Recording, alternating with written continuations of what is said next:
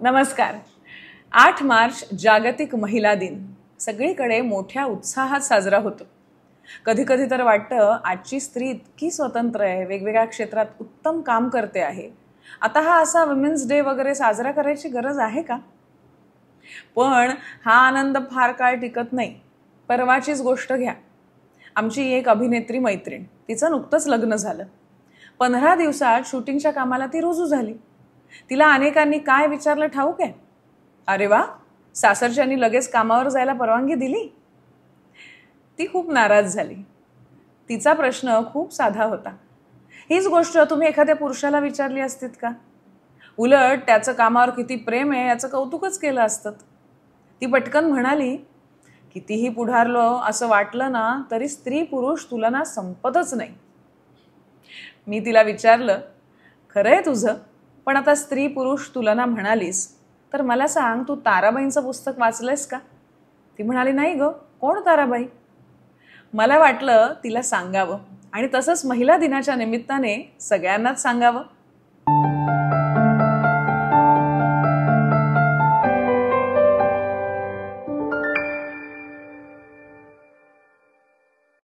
खरं तर महिला दिन साजरा करताना हे सांगायलाच हवं.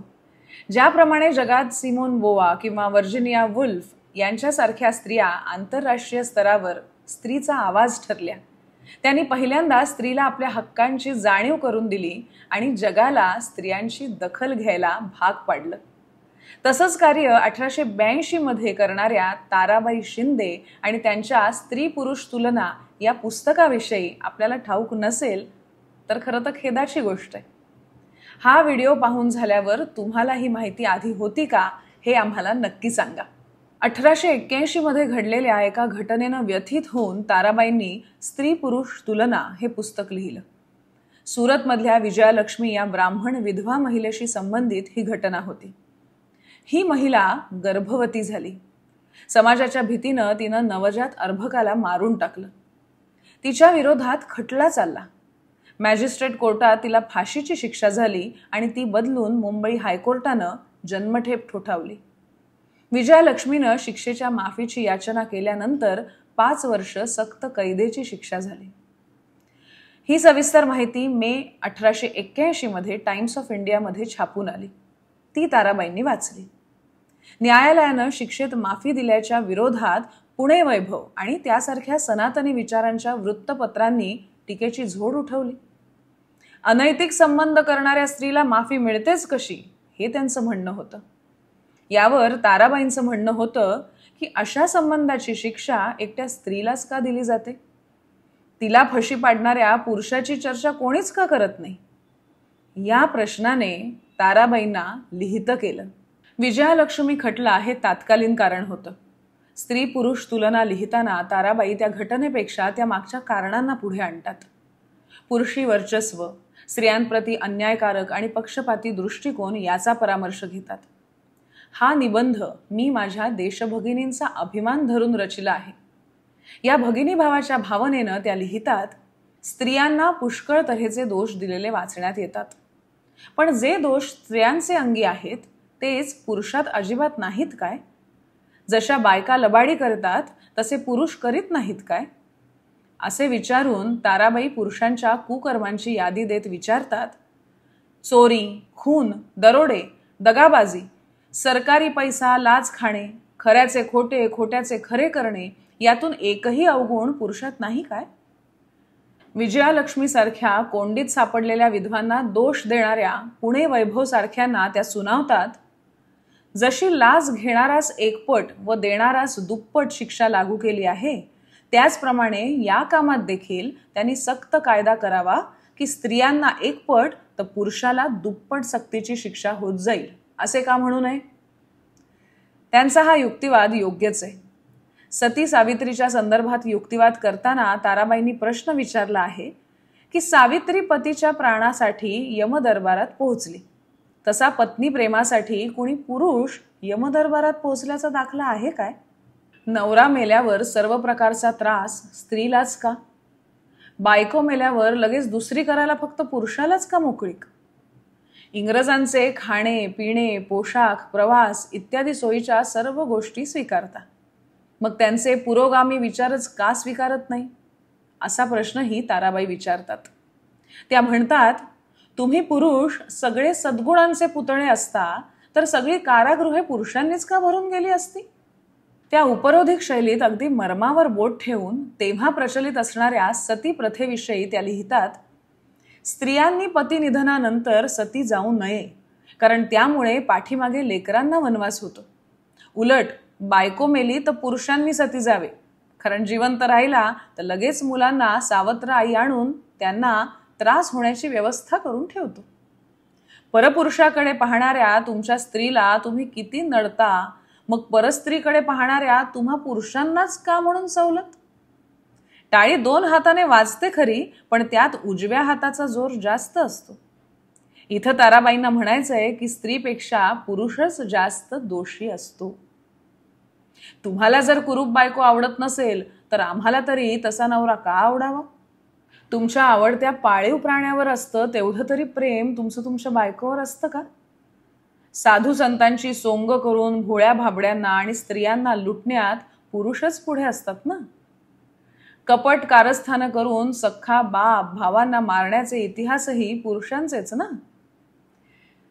त्यांचे हे विचार आजही लागू पडतात ना. लग्नात एकनिष्ठ राहण्याची जबाबदारी नवरा आणि बायको दोघांवर सारखीच असली पाहिजे, हेही त्या ठणकावून सांगतात. पुनर्विवाहाला संमती असली पाहिजे, विधवांनाही घर पतिप्रेम मिळालं पाहिजे, अशी त्यांची मतं होती. वर सांगितलेले काही सडेतोड युक्तिवाद पाहिले म्हणजे आपणाला ताराबाईंच्या बुद्धीचं कसब लक्षात येतं. हे सारे युक्तिवाद इतके सडेतोड आहेत की ताराबाईंनी विचारलेल्या प्रश्नांना आपणाकडे योग्य उत्तरच नाहीत. हे युक्तिवाद पाहताना ताराबाईंनी किती सखोलपणे स्त्री प्रश्नाचा अभ्यास केलाय हे आपल्या लक्षात येतं. ताराबाईंच्या आधी इतक्या खोलवर कुणीही स्त्री गेली नाही हेही लक्षात येतं. ताराबाईंच्या लेखनाचा भाषेच्या अंगानं विचार करताना आपल्या लक्षात येतं की हे लेखन अत्यंत प्रत्ययकारी आहे.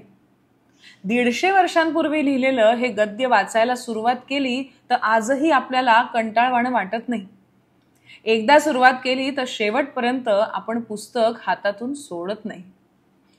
विचारांची प्रखरता हे एक त्याचं कारण आहेच, परंतु अत्यंत संवादी भाषा हे सुद्धा एक खास वैशिष्ट्य म्हणून आपल्याला सांगता येईल.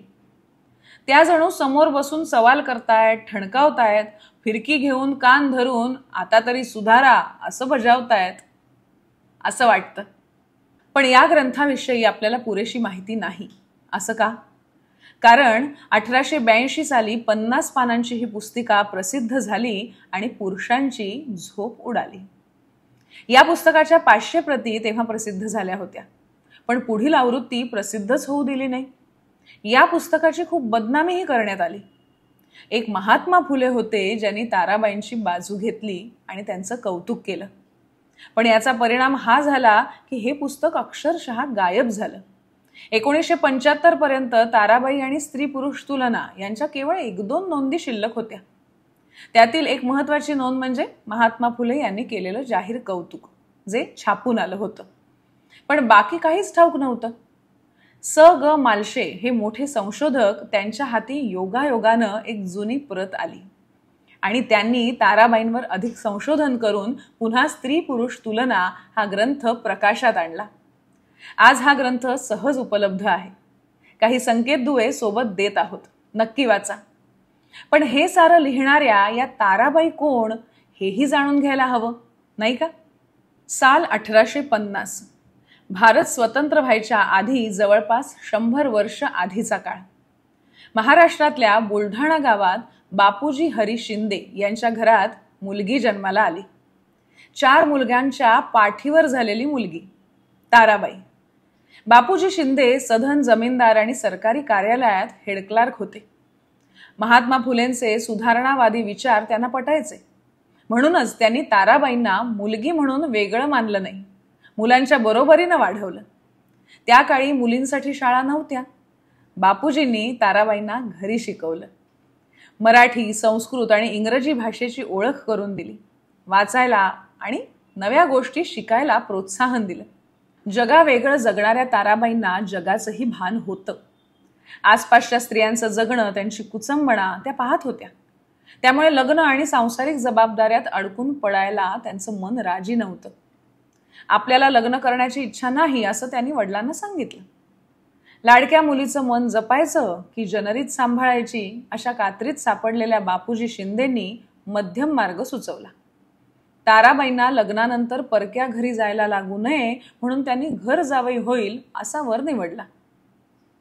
हेही ताराबाईंना मान्य नव्हतं, पण नाखुशीने त्यांनी हे लग्न केलं.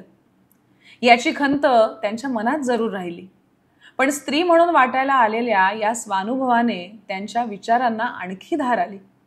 त्या काळात मूल होऊ देणार नाही असा निर्णयही त्यांनी विचारपूर्वक घेतला होता असं म्हटलं जातं. चूल आणि मूल हेच बाईचं विश्व आहे हे समजण्याचा तो काळ होता. ताराबाई मात्र त्याही पलीकडचं विश्व समजून घेत वाढल्या. घराबाहेरचे व्यवहार सांभाळण्यातही त्या कुशल झाल्या. मग ते घोड्यावर बसून शेतातला कारभार पाहणं असो की कोर्ट कचेरीची कामं असो, एरवी पुरुषांच्या मानल्या जाणाऱ्या कामातही त्यांना चांगलीच गती होती. मुक्त स्वतंत्र स्त्री कशी असावी हे त्यांनी आपल्या जगण्यातून दाखवलं. यंदाचा महिला दिन साजरा करत असताना या समर्थ स्वतंत्र ताराबाईंची गोष्ट तुमच्या घरातील तरुण मुलींना, मैत्रिणींना नक्की सांगा. जागतिक महिला दिनाच्या तुम्हाला सगळ्यांना मनपूर्वक शुभेच्छा देते आणि हा आजचा भाग तुम्हाला कसा वाटला हे आम्हाला प्रतिक्रियेमध्ये नक्की सांगा. आणि पुस्तकाचा संकेत दुवा दिला आहे, त्यामुळे पुस्तकही नक्की वाचा. हे असे वेगवेगळे विषय पाहण्यासाठी मधुरा वेलणकर साटम ही माझी यूट्यूब वाहिनी, हिला पसंती द्या, हिचा प्रसार करा आणि तिचे सभासद व्हा. अर्थात लाईक, शेअर आणि सबस्क्राईब करा. आणि बेल आयकॉनवर क्लिक करायला विसरू नका, म्हणजे नवीन भाग आला की तुम्हाला लगेच मिळेल. पुन्हा भेटूया पुढच्या भागात एका नव्या गोष्टीसह. धन्यवाद.